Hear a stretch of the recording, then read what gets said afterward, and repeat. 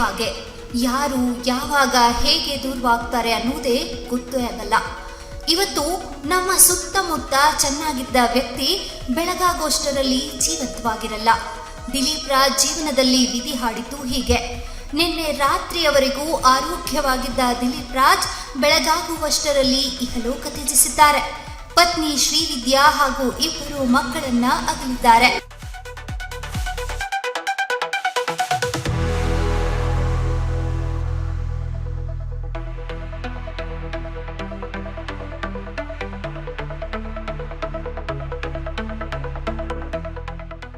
ಕನ್ನಡ ಚಿತ್ರರಂಗದಲ್ಲಿ ಸಾಕಷ್ಟು ಕಲಾವಿದರ ಜೊತೆ, ನಿರ್ದೇಶಕ ನಿರ್ಮಾಪಕರ ಜೊತೆ ಉತ್ತಮ ಒಡನಾಟ ಹೊಂದಿದ್ದ ವ್ಯಕ್ತಿ ದಿಲೀಪ್ ರಾಜ್. ನಟ ಗೋಲ್ಡನ್ ಸ್ಟಾರ್ ಗಣೇಶ್ ಗೆಳೆಯ ದಿಲೀಪ್ ರಾಜ್ ನೆನೆದು ಭಾವುಕರಾದ್ರು. ಹೇಳಬೇಕು ಗೊತ್ತಾಗ್ತಾ ಇಲ್ಲ, ಮನಸ್ಸಿಗೆ ತುಂಬ ಭಾರ ಆಗ್ತಾ ಇದೆ, ನೋವಾಗ್ತಾ ಇದೆ. ಬಿಕಾಸ್ ಫ್ಯಾಂಟಾಸ್ಟಿಕ್ ಹ್ಯೂಮನ್ ಬೀಯಿಂಗ್, ಅದ್ಭುತ ನಟ, ಎಲ್ಲಕ್ಕಿಂತ ಹೆಚ್ಚಾಗಿ ಅದ್ಭುತವಾದ ಮನುಷ್ಯ.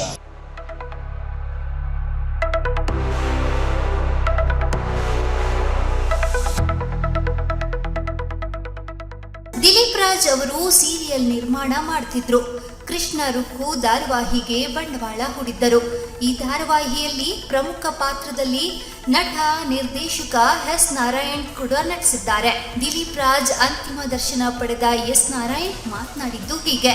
ಅಪ್ಪೋರು ಹೋದಾಗ ಹೇಗೆ ನಾನು ನಂಬಲಿಲ್ಲ, ಆಸ್ಪತ್ರೆಗೆ ಹೋಗಿ ಅವರ ಪಾರ್ಥಿವ ಶರೀರ ನೋಡಿದ ಮೇಲೆ ನನಗೆ ನಂಬಿಕೆ ಬಂತು.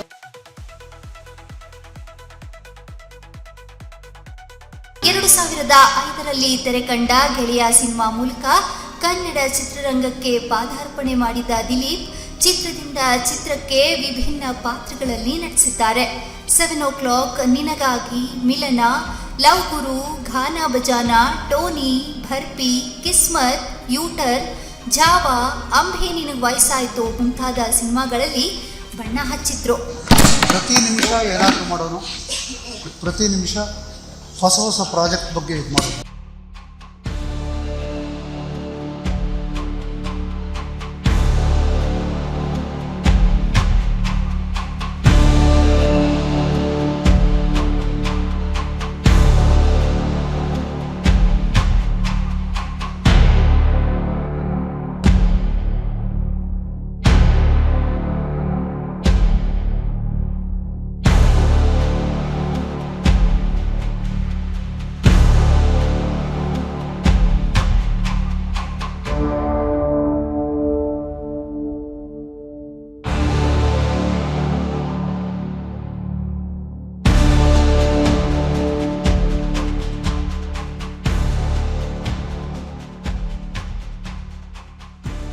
ದಿಲೀಪ್ ರಾಜ್ ಅವರಿಗೆ ನಿನ್ನೆ ರಾತ್ರಿ ಎದೆಯಲ್ಲಿ ಕೊಂಚ ನೋವು ಕಾಣಿಸಿಕೊಂಡಿತ್ತು.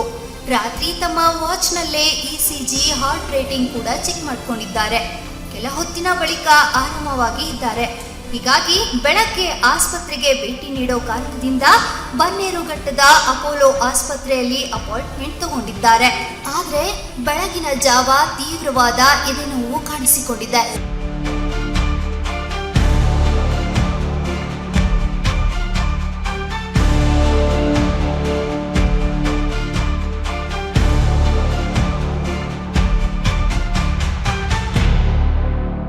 ಬೆಳಗ್ಗೆ 8 ಗಂಟೆಯ ವೇಳೆಗೆ ದಿಲೀಪ್ ರಾಜ್ ಮತ್ತೆ ಬಾರದ ಲೋಕಕ್ಕೆ ಪಯಣ ಬೆಳೆಸಿದ್ದಾರೆ.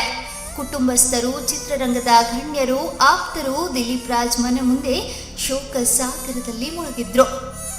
ದಿಲೀಪ್ ಅವರದ್ದು ಸಾಯುವ ವಯಸ್ಸಲ್ಲ, ಹಲವಾರು ಸಾಧನೆ ಮಾಡುವ ಕನಸು ಹೊತ್ತಿದ್ದರು ದಿಲೀಪ್ ರಾಜ್. ಇದೀಗ ಕಾಲನ ಕರೆಗೆ ಹೋಗಿಟ್ಟಿದ್ದಾರೆ. ದಿಲೀಪ್ ನಿಧನಕ್ಕೆ ಇಡೀ ಚಿತ್ರರಂಗವೇ ಕಂಬನಿ ಮಿಡಿದಿದೆ.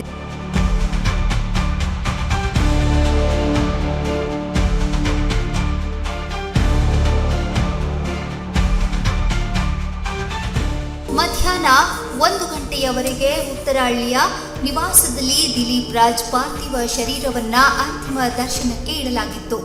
ಬಳಿಕ ರಾಮನಗರದ ಗುನ್ನೂರಿನ ಫಾರ್ಮ್ ಹೌಸ್ನಲ್ಲಿ ಲಿಂಗಾಯತ ಸಂಪ್ರದಾಯದಂತೆ ಅಂತ್ಯಕ್ರಿಯೆ ನೆರವೇರಿಸಲಾಯಿತು.